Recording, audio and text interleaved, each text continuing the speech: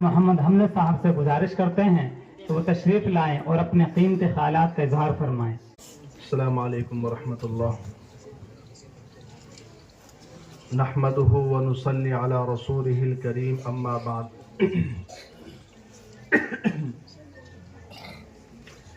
میں آپ حضرات کے سامنے 6 منٹ میں 3 باتیں رکھوں گا انشاءاللہ۔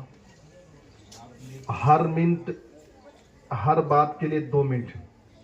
ہمارے مہمان خصوصی اس مجلس کے روح رواں، جن کی وجہ سے مجلس میں رونق آئی ہے، حضرت مفتی مسعود صاحب دامت برکاتہم العالیہ، ان کے لیے ہم محفل کو چھوڑنے کی کوشش کر رہے ہیں۔ حضرت رہیں گے اور آپ رہیں گے، بس میں اپنی بات کو انشاءاللہ 6 منٹ میں مختصر انداز میں رکھنے کی کوشش کروں گا۔ 3 باتیں ہیں۔ ایک بات قاری محمد آصف کے تعلق سے، دوسری بات آج کے اس نحو اور صرف کے مسابقے کے متعلق، اور تیسری بات مکتب کے متعلق۔ حقیقت یہ ہے کہ قاری محمد آصف صاحب جب مدرسہ ابی بن کعب گھاسیڑا میں پڑھا کرتے تھے تو ہمیں یہ کبھی نہیں لگا کہ یہ پڑھ جائیں گے اور پڑھ کر اس طرح وہ پڑھائیں گے کہ جس کی مثال قائم کی جائے گی۔ سب سے پہلے قاری آصف صاحب گوالدہ میں گئے، وہاں ایک مکتب قائم کیا، ایک مسجد میں۔ ہمارا اسٹاف وہاں گیا، ایسی تعلیم ہم نے دیکھی کہ ہم محو حیرت تھے، اور میں نے ان کے مکتب کی مثال جگہ جگہ دی۔ چھوٹے چھوٹے بچے، معصوم 5 سال کا ایک بچہ تھا، اس نے جو نورانی قاعدہ سنایا، میں تعجب میں تھا کہ اس بچے کو یاد کیسے کرایا، لیکن اللہ نے قاری آصف صاحب کو وہ صلاحیت سے نوازا ہے کہ ایسے رجال، ایسے آدمی بہت کم ملتے ہیں۔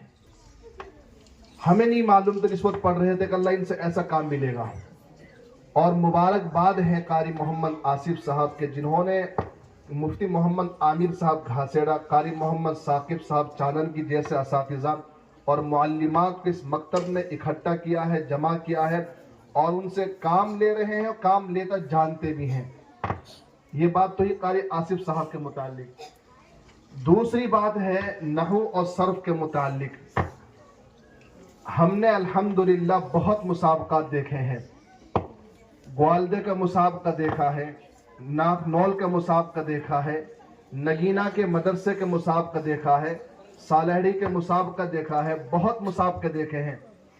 حقیقت یہ ہے، جو حقیقت کہہ رہا ہوں، کوئی مبالغہ آرائی سے کام نہیں لے رہا ہوں، حقیقت یہ ہے کہ ان بچیوں نے، ان طالبات نے جو نحو صرف کا مسابقہ پیش کیا ہے، یہ ان کے ہم پلہ ہیں۔ 19-20 کا فرق تو ہو سکتا ہے، لیکن زیادہ نہیں ہے۔ یعنی صنف نازک ہونے کے باوجود، طالبہ ہونے کے باوجود، انہوں نے طالب علموں کا انہوں نے رول ادا کیا ہے۔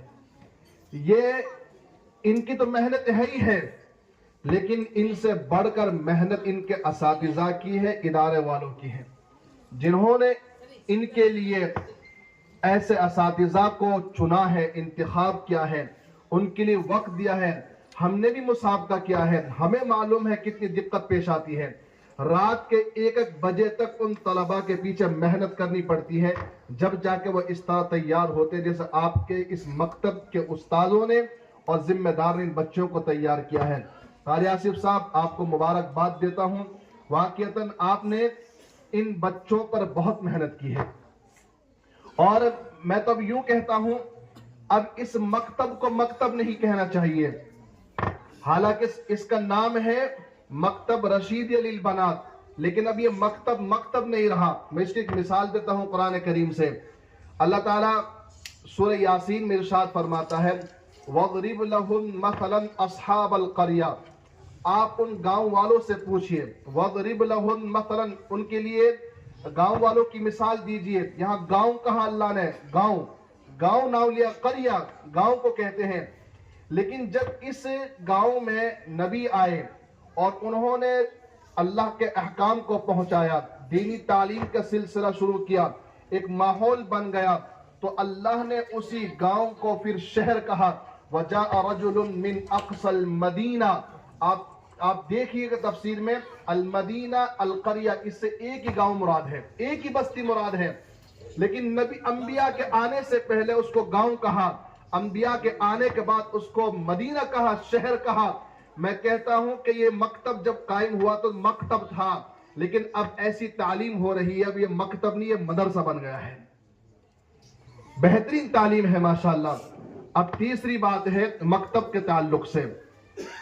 میں یہ جو ذمہ دار یہاں ہمارے گاؤں کے لوگ, اندھولا کے لوگ, باہر کے لوگ بیٹھے ہوئے ہیں, ان سے میں ایک بات پوچھنا چاہتا ہوں, اور خاص طور سے حضرت اقدس حضرت دامت برکاتہم العالیہ مفتی محمد مسعود صاحب, میں ایک سوال رکھنا چاہتا ہوں. آپ نے جو کام قاری محمد آصف صاحب کو سپرد کیا پڑھانے کا, آپ مجھے بتائیے انہوں نے پڑھایا نہیں پڑھایا ہے؟ میں آپ سے سوال کر رہا ہوں, انہوں نے بچوں کو پڑھایا نہیں پڑھایا ہے؟ پڑھایا, اور ایسا پڑھایا جس کی مثال نہیں ہے, ایسا پڑھایا ہے بچیوں کو اس کی مثال نہیں ہے. اور میرے خیال سے 2 بچے یہاں بیٹھے ہوئے حافظ بھی ہو رہے ہیں. ایسا پڑھایا, انہوں نے اپنا کام مکمل کر دیا. آپ نے بچوں کو بچیوں کو ان کو سپرد کیا, انہوں نے اپنا کام کر دیا ہے, کام کر کے دکھایا ہے.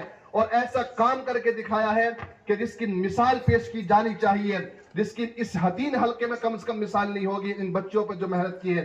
جب انہوں نے اپنا کام کر دیا, آپ اپنا کام کیجئے. آپ کا کام کیا ہے؟ آپ حالات دیکھیے مکتب کا, آپ جائزے لیجئے. کیا ایسے مکتب میں آپ اس تعلیم کی آپ امید رکھتے ہیں؟ اگر آپ نے اپنے اس قاری صاحب کا, اس مکتب کے ذمہ دار کا ساتھ نہیں دیا, خدا نخواستہ ایسا نہ ہو جائے کہ یہ بیچارے ہمت ہار جائیں.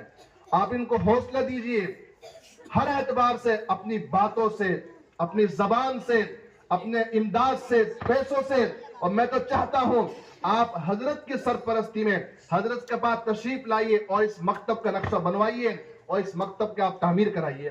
انشاءاللہ اگر آپ تیار نہیں ہیں تو آپ مجھ سے کہہ دیجئے, میں قاری آصف صاحب کو مدرسے لے جاؤں گا, وہاں پڑھائیں گے. پھر یہ آپ کے لیے اللہ نے ہیرا دیا ہے, بخدا کہہ رہا ہوں, میں مبالغہ سے کام نہیں, اللہ نے آپ کو ہیرا دیا ہے, اس ہیرا کی قدر کیجئے. آپ اس کے لیے مکتب بنا کر دیجئے. کیا تعلیم کی انہوں نے. بس یہی دعا کرتا ہوں اللہ تعالیٰ سے, اللہ اس مکتب کو دن دوگنی رات چوگنی ترقیات سے نوازے. ان طالبات کو, ان کے والدین کو, ان کے اساتذہ کو جزائے خیر عطا فرمائے. آمین. وآخر دعوانا الحمدللہ رب العالمین. جزاکم اللہ خیر.